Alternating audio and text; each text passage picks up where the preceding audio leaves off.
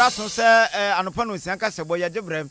na ye kenkan kasebo edema we na no payi enensem no doso pa se mufo panyin akua so ntada roma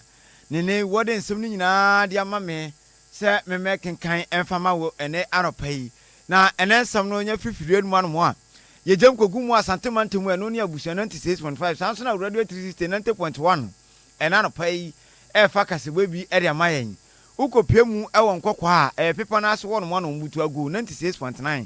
ena no pay worum nyina so kasegbe wom krom twtwa wom so ede ema yen na oba life a ye wo agu tv enti wutie ni na no na se wo fie so a na udu tv no ede ato agu tv de ama yen afensi facebook nso ye tale opo enti kasapa 102.5 oba facebook a ensem ni nyina so de ahi ho no na no pay so betima tie ensem ni biem na wahu de ekọ enensem no doson papa na de fata se wote ena no pai ena akua so nto adaroma wode ni nyina de mamye se memekenkan na mefa emma wo na enensem no de tienie omampani jondroman mu ama kwakopie mu o Nigeria alatamamu na wakoye wormo abo akunya de ma no abo na baso ama omampani so adi nkomo na ne nkomo a wadie no eno se bewura mu na yakenkan bi ere ma wo na National Service Authority mpanyimfo ayen hwehwemu ahunu se enkrofo be se 8105 ena worum din ewo payroll so na ne wo man hwehwemu ahunu se emu be se 1840 sankrofo ni din no eka akomya se eka akoye nsamandin wo man hwehwemu ahunu se school bi etachire a worum suspend no for the meantime eno so ye bewura mu na eno so yatimi adi nkomo ene anopai na ye hwe anim se sesi ano fango bo ebeba fom se woto gas yo woto fuel and diesel ye hwe nim se ba be from Chamber of Oil Marketing Company for na this asem we dey to do no so na no pai ye bewura mu na ye di enkomo busia we nim se na foforo nka ye pi metrase simado ni ntam won makenkan ere ma sa no pa no sia kasebo kasapa 102.5 radio 360 90.1 ana afei abusia efa bi ewo asantemantum 96.5 na no pai na ede amayen edi amede so ene nana kwame adasan wote anankandro samufo pan na akua so ntena no pai wore nsem ni nyina ede ma me na buhye yenu asem mu ankasa na yemfa ema wo ne ye hya asem na se dia na ye kwakodira mu ewo mampani jondromo mu amakache ene o mampani akopie mu ewo Nigeria mamu na wakoyeye ne yenam se na dwuma wo bo ewo omanga na mu ne eye se ne wo dan de kono menani no ema no matimi fa ntuma pafra no wo mo ala tamamu mani age ho pa wo so ni aso komem se omutire mo se Ghana ne Nigeria de yete se ba fan fom ye nyina se Ghana ye yia wo mo firi Nigeria ba ha ekokodi adanse se Ghana de ye Dubai kra de ma Nigeria fo ene nsem bebre ni senti wo mo ala ta abo omampani jondroman mu ama baso abo akonwa de ma no enti se sia me no kasa de omampani o Nigeria on fre ne igbe ene igbe kwenu hey kwezue no ye na se akonya enya konya ketwa na omampani jondroman mu ama nso eda tight ya woromde ma no no wo jenife so o hwa atale a woromde hye no na ade eda ne komu a ye ampa na se igbe ampa na omampani tiremu a wo se saade we a woroma ye omani age ho papa na ni age ho wo ba kasapa 102.5 ne ago TV abehwe omampani na atale a hye no ene ne cha woromde a hye no ne de bia ne mu no. In fact, alatani pepe oya krase Peter Dochi wahu alatani pepe ne worma bona baso a trese omampani obo adwuma so pa na omampani jondroman mu amaje kasamu nu kasai etremu se sesia no se de Nigeria fo aye eda yamamre ne yamanye adipa eyi pia bontema Ghana ne awiase nyina hunu sampa eba no amamre ne amanye mu ewo Ghana ne Nigeria ntemu a Ghana yemfa ne agro na wodo wormo ase pa won so sere Ghana fo se titiri Nigeria fo so momoden se wormo so ene Ghana so anyonkofo da wormo ntem no emu ntie kopem se ohwe Ghana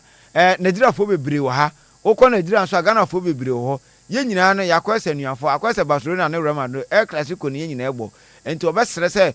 wo mu nyina ammoa na eba na edwadie hu nsem se edi ehudwa na yedi ye ho nkomo ne ade a asundwe beba yentem na enkoba se matimu aka ne bibia eti wodampanyufo ase se wormo atimi abona baso na wo mabọ kunwa ede ama ono omampani jondroman mu ama na yentie ne nsem no bia odi tu dwa bra na woje kasamu na wo kasayi know that there's a historic bond between the people of Ghana and the people of Nigeria. When Nigeria prospers, Ghana prospers. When Ghana prospers, Nigeria prospers. God brought two of us together. We are like twins of the same mother, except when we are playing football and then when we are cooking jollof. But I want to say this chieftaincy title, I receive it on behalf of all the people of Ghana. It will further cement the relationship between us. And as Oni said, my stepmother of blessed memory, I received this chieftaincy title on her behalf. Hajia Nusrat Balogun. At a point in time when my father had to come into exile, I had just finished university, and it was decided that one of us should come and stay with him. And so I was dispatched to come and keep him company. And so for several years, I lived in Nigeria. I was in Lagos, I was in Offa, and I was even in Kano with our late brother Sharaf Balogun. May he rest in peace. And I was received very warmly, like family. You couldn't tell that I was not originally born here. Almost everybody in Offa knew me. I used to go to different relatives' houses, and wherever I go and food is ready, I'll sit and I'll eat amala or eba and egusi. And so I believe that created the bond that I share with the country of Nigeria. I have an empathy with this country, and I believe that as long as I'm president, I'm going to continue to work to bring our two people even closer together. Indeed, historically, we are the same people, because as the Onis.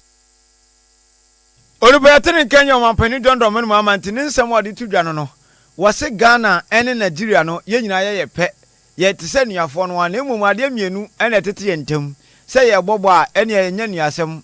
ana afi ye no ye jollof no ene no so nya nuasem ye Ghana jollof ene o Nigeria jollof ene o na tete ye ntem na agifiri wo no ma ye bibia ye bia ye pe amamre ne amanemu bibia ye bia ye pe entenne ya waba Nigeria na wormo abo akunwade amano abo na baso no woje ne prekope waka wi omu nyina se igbe ene wo mu nche igbe kwenu ye nti o mampani dondo manu mama wakwa Nigeria ya bo na baso a wode sasem wadi atudwa na no achi ena o mampani dondo manu mama ne wode nsam to Economic Community of West African States Trinity Afra ECOWAS nanim se abibremu anom no se ye nyina no se ye ka bom na ebase edi ehudwa ye te ho ase te se de Ghana ne Nigeria te wormo ase na ombibia no omoye ebomuo Nigeria ni timi ba Ghana wonya asundue di ni dwaye bibia Ghana ni su ba Nigeria wonya asundue di ni dwaye bibia matim account kwa bia ni ho wo bia nkase yabu akunu ha yabu Nigeria ni bia wo Ghana ni bia akunu ha no saade ne ye nyina kan hu bom na ye de hu si wo no mo se ye boa ma edwade atimi afa ntom apafra utimi se Ghana ebeko ye nim pa enti wasra eya bibremu anom wo mo ka ECOWAS ni nyina ho se obia nkamom na ye ni hu dwa se bia betimi aboa ama bibremu anso no yenso yetimi atumpon omampani jondo manu ama nasem ni. All know what is happening in the Sahel. 3 of our members have decided to break away and form the AES. I believe that it shouldn't deter us because God put us in this sub-region for a purpose. And so I believe that instead of ostracizing them, we must work to continue to build a bridge between ECOWAS and our brothers in the Sahel. Because our destinies are tied together. In Ghana, they say if there's fire burning in your neighbor's house, take water and go and help him to quench the fire. Because when he finishes burning his house, it will spread into your house. And so we must continue to build bridges with our brothers in the AES countries and continue to encourage them to come back into the fold. I want to thank President Tinubu for the friendship that we share. I've known President Tinubu for many years. He's been like an elder brother to me. And he's been a source of inspiration. Even when times were hard and I was in opposition, he never broke his friendship with me. And so on this occasion, I want to thank him and also dedicate this conferment of chieftaincy to him. And so let me thank everybody. Olubayatini Kenya omampani John Dramani Mahama wako kopie mu ewo Nigeria ensrahwe ne nkomodi a wako ya wode koto wonmani mu anase omkwakubọ ogbo hu no afa abibremu anom no wako ye ne yabo na baso abo akonwade amano a wode emu nsem ede atudwa yanko yanimwe National Service Authority wono etremu a nipa anasa sukufo 8105 ana wono din ebaye as a pewru a awasanka National Service no wono etimitua wono ka na emra na wono ye internal payroll review no omuhunu se eye nipa makom be se 1000 nipa makom be se 1840 ena wono din ababe fra sa payroll no mu atimi se sankrofo mu din no existenti womunya abotre pa Trezi school a sankofo ni din efriba omutremu University of Development Studies UDS ana Ghana Communication Technology University ana afe Akenten Apia Minkan University so sa school miense amabobo yi omutrezi e na tese edin abro so which is almost 1840 no a omususu se ababe from a any records mu no sa school ni trezi a womo etim ko hunu se sa bia yem ana efri eba ne senti eya panyinu kwantrefo a ono da National Service Authority ano ye ma me route the last sedu what is someone to just sa sesi ano one suspend sa list we kakra omguso an ye hwehwemu ayi ntebeni nyina de afri mu se bi ombehu ni paport a wo edin wo National Service yi no so payroll no so se bi a worom so ensa betima ka wonom sika enko ete se de nanu bi obi koye bi a wo de nsamanfo din ekoye ekowurawura mu eji huska ede tunu botom wom de afi wom nya ne saa enti ubi biara wom behu se wudin ka ho anase school bia be submit to list wom behu se ampa wudi bia frefra na onipa no kra bebam kra yese bi kra waja school wawie school onye ne service ne ade no wom be hwese onipa kra so wom be yi sa di no ede afrum no mo yenhwehwemu se mpo e ba sa so twimi mpo kra na wom betwe yentie madam Ruth Dela abra wode sa ansem we ede tudwa abra central fon so we share won mo na o address sa issue we. The number of students who have officially graduated from the school. And we compared that with the number of students that they have submitted to us. And so when you do that, you realize that some schools are complicit in this whole thing. And I must emphasize that it is a whole huge cartel. Due to the outcome of our very detailed, thorough, and comprehensive investigation, we made shocking discoveries that resulted in the flagging of 8,105 individuals in the system. Let me repeat. We made a shocking discovery that resulted in we flagging 8,105 individuals in the system and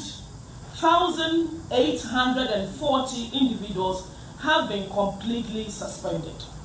pending conclusion of further investigations by the security agencies. The investigations uncovered a number of serious irregularities being perpetrated in 3 tertiary institutions: University of Development Studies, UDS, Ghana Communications Technology University, Akenten Apia Minka University of Skills Training and Entrepreneurial Development. The outcome of the investigation: 10 members of staff from the various institutions have been arrested and are under investigations with the security agencies. Staff from the various institutions have been arrested. Onu batrin kan eye ya maame a friend of Root the last do wono ena wode sasem we ede atudwa ene anopai enti ya maame kiremu a o se sesi ana national service no wo mo graduate wo mo university o mo national service no lista e wo mo system no eye 8105 na so mo yenhwehwemu no a school for best 1840 na atum se school no kran da bro wo mo nwie enso mo do din e de afra se ene wo mo national service na o mo trade school a wo mo yes ade no University of Development Studies UDS, Ghana Communication Technology University, ana afe no Akenten Apia Minkan University of Skills Training and Entrepreneurship, Entrepreneur Development. Womo na yesuku a utimi so omde sa list no e de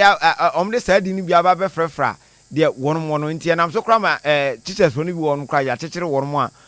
ongusu investigation ti ena no pai the Free National Service Authority for so eho eba no na yanko yanim ewo kasebwe mu na Chamber of Oil Marketing Company area to just say ano omo projection bi say omo hwe nim say ne fango bo ebeba fom womo tiremu a womo na omo to petrol womo to diesel ene womo to jaframa gas ibi no womo hwe nim say ne ebeba fom kra kane se ne na ejiramu say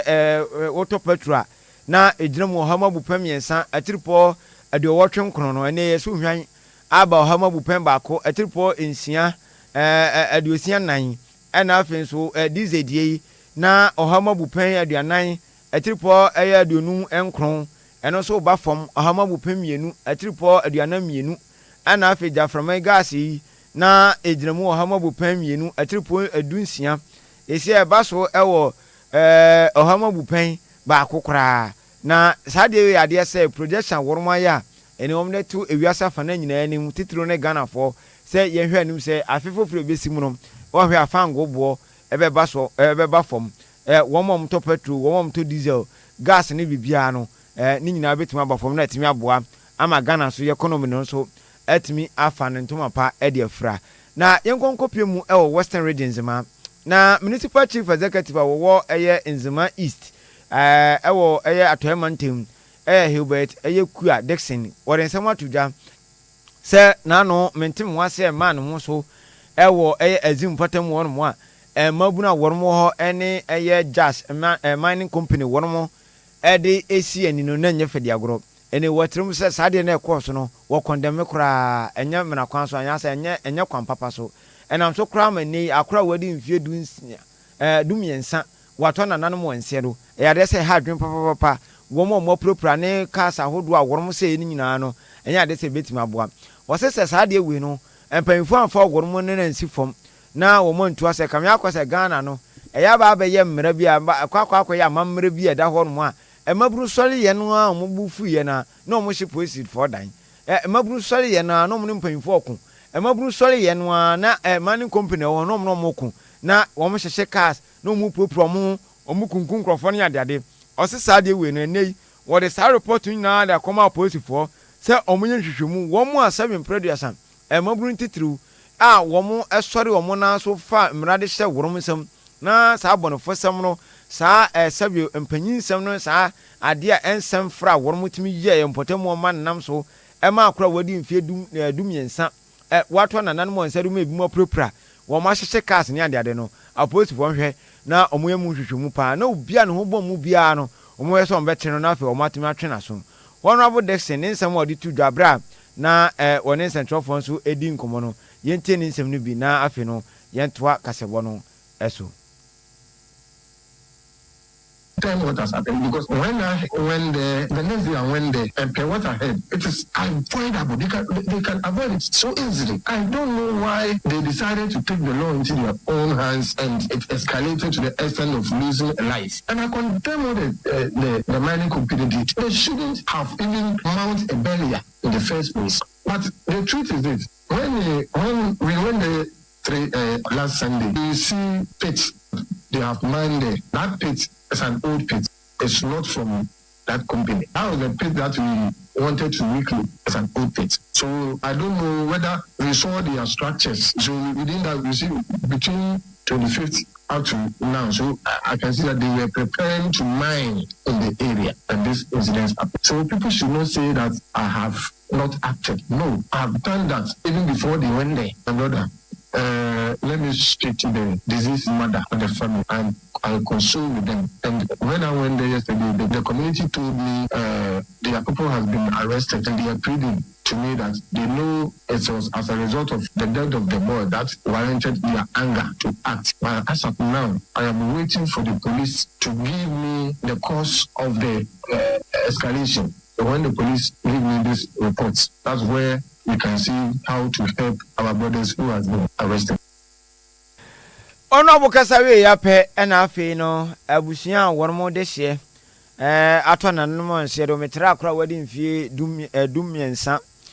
wono so abra kitikiti ne course no ebi kan no emenam so ma omni ko duru Azim government hospital na pe ena beto dwasa akra no waya nyame dia abusia ka kire MC ena afi aban se omo sre no ada womo na wormo nsa so ma womo de hye no etona no nse do no omo sre no ada wo mo pɛ justice mfama wo mo pa wo mo yen hwehwemu na nipa bia ne nsa hye saa kitikiti na se a enam so ma omo de hye ata nananom ase de no empanfo ene nenni wo sre na da se asem mema no koye no amanyonsem ene ne yetu ho na mo na wo mo ayehwem kra yehu wo mo abangusu di akire ana ye be yama mo ana mo ntwen mo no nsuo twen opɛ se David bi opɛ bia ne wo biem enti omo sra ban ena MC se samre ya so wotu ho na mo no wo mo moden se obetu asem no ho na mo se bia busua no so akoma enso obeto mo yam. I'm a stepfather to the child. And what has happened is the child is called Pius Ache. He's now 14 years of age. What has happened now is very sad to all the peoples in the community and also the entire family. In fact, it's unfortunate that through God we say such an incident has occurred. In fact, the great family is very, very sad of this. Okay, what we are seeking from the government is the workers, they are here purposely for their money or for their own good. But for the look of things, as I have said it already, the entire family, we've lost a lot. So what we are asking the government is, he should let justice to prevail. Because in this country, what we are seeing now is if you don't have money, sometimes people who have their money, they always fight against us. And looking at the family, what we've lost now, we are pleading that the government should come to our aid so that what we have lost, the family also will get something, put it in place in this way that the government should have or should come and assist us. Enti abusiano na ne wono ekasai se omode hye Pius enei galamsey ehun tokwa ma no so wazim patam wono mo enam so ma akolai dumiensa ho ena akolai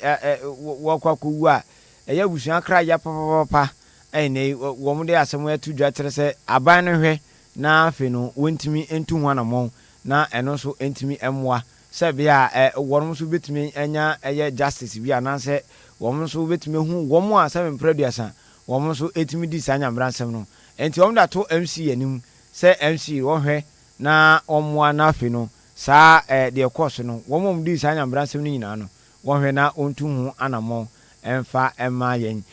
abusan yen na sa asem we so na afi no yemfa anopa no sianka se boni nyina nsi wo Kasapa 102.5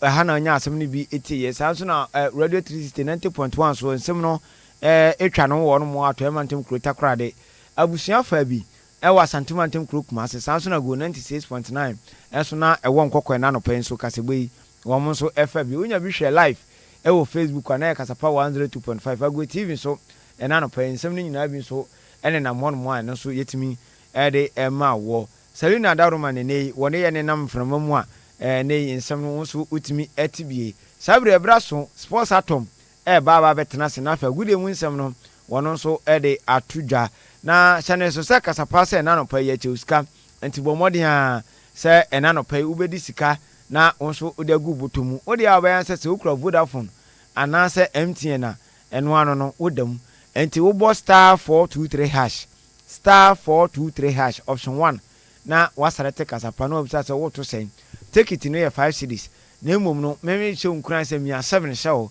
na yente 35 copies over be this 200 Ghana cedis na no paya